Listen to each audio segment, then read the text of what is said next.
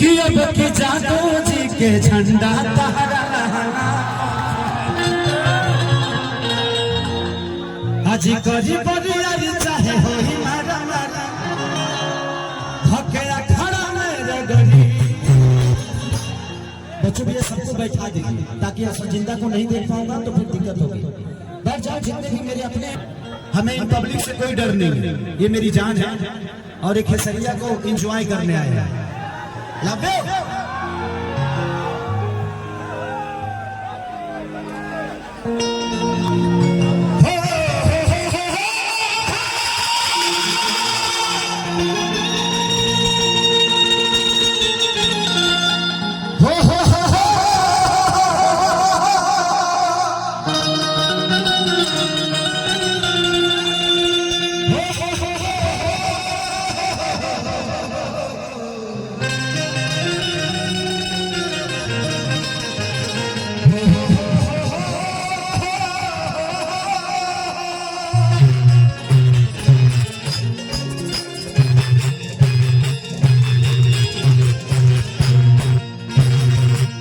चिंता मत करिएगा, मैं आता रहूंगा इधर, ठीक है?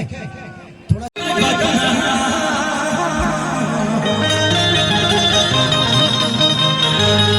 सीधी करो हमका। मैं बार बार आप लोग को रिक्वेस्ट कर रहा हूं कि यहाँ बैठ जाइए। मिलता है सबका दिल हो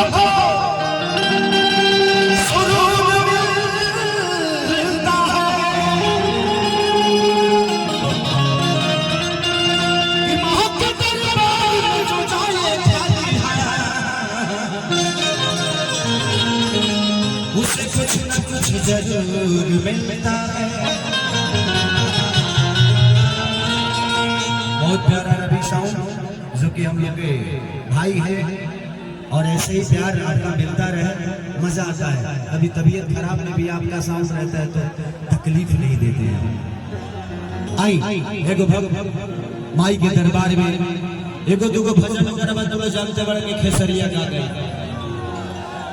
हमारी यूट्यूब वाले भाई बहुत सारे यहाँ पे हैं। प्रॉब्लम जानते हैं क्या है कि जब हम भजन गाते हैं तो कोई सुनता नहीं है और जब लोग गीत गाते हैं तो लोग कहते हैं कि खेसरिया से बाबू बॉक्स चार मत रे बना रहा रे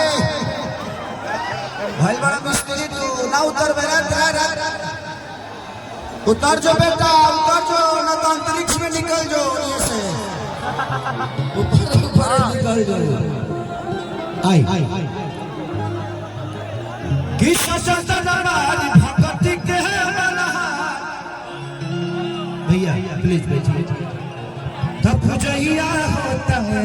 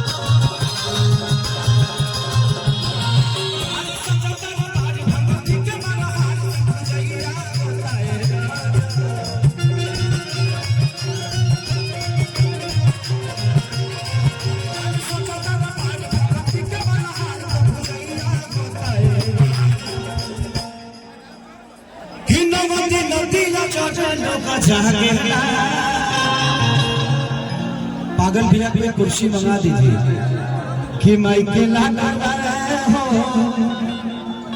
चले। गड्डी के हिसाब से 25,000 लगता है। झूठ बोल तारा ऐसा आदमी 25,000 देता ठीक लगता है। चले आपका प्यार है भैया, पैसा नहीं है ना।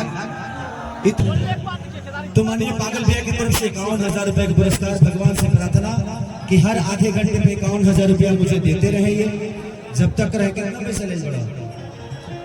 माल जितना तुम बालू के कमैले बढ़ो सब गिट्टी वाला है ना सिटी में डाल